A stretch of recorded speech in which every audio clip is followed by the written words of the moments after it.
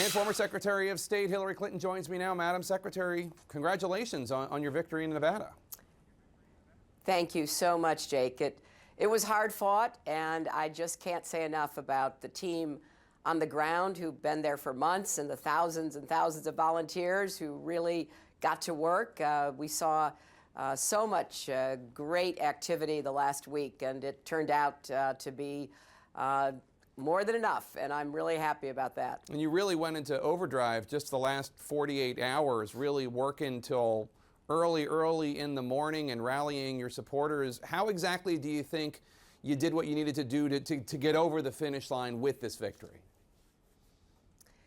I think it was a lot of things. First of all, we've been on the ground there for months, so we're building an organization, developing the relationships, really getting to know people in every community across the state, so that as we built that, we were able to understand more about what was on people's minds, how best to connect with them, to make my case to them. And we had, as I say, thousands of people who were engaged, from Las Vegas to the smallest rural town. And I just felt like the people who were working on behalf of our campaign were really committed and dedicated. They did not get in any way knocked off course. They never doubted we could do this, and they turned out to be right, and I am so grateful to each and every one of them. In your victory speech, you said the United States is not a single issue country. Supporters of Bernie Sanders in his room, in his, it wasn't his victory room, but wherever that room was, they booed when you said that on TV. Now, I know Senator Sanders called you to concede. I presume he was more gracious than the booers. Well, he did call me before I made my speech, and I appreciated that very much. But look, I don't think we are a single issue country, and I am certainly not a single issue candidate. I want to knock down all the barriers that are holding people back. We spent a lot of time talking with voters in the last week about the barriers they felt did impede their getting ahead. Of course, a lot of it is economic, and it needs to be addressed. That's why I'm not only against bad things and I want to stop them, I want to start some good things, more good paying jobs with rising incomes again. Once and for all, making sure women get equal pay for the work we do, doing more to help small business, going after clean renewable energy, especially in a state like Nevada, where it should be the solar capital of the West. So we had a lot of opportunity to talk about bigotry and discrimination, student debt, the deck being stacked against people, the whole range of concerns that were brought directly to me. And of course, being there, we heard a lot about people feeling that the Great Recession in Nevada just knocked them down. It was one of the worst affected states in our whole country. And what more could we do to keep the economy growing and creating more good jobs? Heard a lot about the fears that hardworking immigrants have over deportation, raids, and roundups, which I oppose.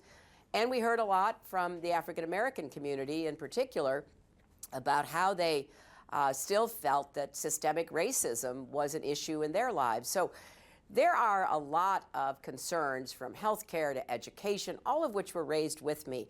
So when I say, look, we're not a single issue country, I say that from a lot of experience, because are these other issues that we're talking about, economic inequality, political finance issues, what to do to make sure Wall Street never wrecks Main Street again, are they important? Absolutely. That's why I've taken positions on them. I've spoken out against them. I was actually doing that before the Great Recession. But we're going to talk about the issues that are on the minds of Americans, and that's a broad number because we have to address all of them. Obviously, you did well. You won. But looking ahead, you still have 47 other states to go, plus the District of Columbia and some territories. So I do want to look at some areas, let's call them areas for possible improvement. One of them is that Bernie Sanders did better with Latino voters, and you not as well with Latino voters, at least according to our entrance poll, as many people anticipated. This is a constituency you've worked very hard to cultivate. What do you think happened, and how can you fix it? How can you improve your standing with Latino voters? That's just not what our analysis shows, number one. Yeah, we don't believe that the so-called entry polls were particularly accurate. If you look at the precincts, you look at where we dominated, there's a lot of evidence we did very, very well with every group of voter. We did well and better than we thought in rural areas, which I was very happy to hear. We held our own up in Reno. So it was a broad-based turnout, and we dominated, of course, in Clark County where Las Vegas is. So, you know, we look at all of this. We obviously are guided by the information we have. We think that it shows that we always have to work hard for every single voter, and we intend to do that in every place. I'm in Texas right now. I'm in Houston, about to address a large crowd that is gathered here late at night. We're reaching out to everybody, and we want to do as well as we can with everyone. An area of improvement, I think you'll grant me, even if you don't believe the entrance polls on Latino voters, is potentially independent voters. And I know that you have blamed the whole trust issue with independent voters on decades of unfair attacks by Republicans, smears against you by Republicans. But how do you fix it going forward? If you do become the nominee, you're going to need independent voters. Absolutely, and I'm going to do what I've always done. I'm going to keep, reaching out to voters. I understand that voters have questions. I'm going to do my very best to answer those questions. I think there's an underlying question that maybe is really in the back of people's minds, and that is, is she in it for us or is she in it for herself? I think that's, a question that people are trying to sort through. And I'm going to demonstrate that I've always been the same person, fighting for the same values, fighting to make a real difference in people's lives, long before I was ever in elected office, even before my husband was in the presidency. So I know that I have to, make my case. I have to demonstrate what I've achieved. I have to really make clear that, look, we want to make progress in our country. We want to make a real difference in people's lives. That's what I've always been about. That's what I would do as president. So I'm very hopeful and will continue to work hard to make that case and to win over as many voters as possible to get the nomination. And then we'll see who the Republicans nominate, and we'll go from there. Well, let's talk about that. You're heading to South Carolina, the South Carolina Democratic primary Saturday. You're favored to win there. You're polling strong there. You've scored some key endorsements. The Republicans held their contest. Donald Trump won handily, his second victory. You've said that a race against Mr. Trump would be quite a showdown. Is there a chance the Democrats are underestimating him? Well, I don't know, Jake. I'm not thinking about that far ahead. They have to finish their nominating process. We have to finish ours. But I do believe that the message that we want to take to the American people, that we can do better together. We can build those ladders of opportunity again. We can have broad-based prosperity, rising incomes, knock down the barriers that hold people back. I think that's a winning message, because I think that's what the American people are looking for.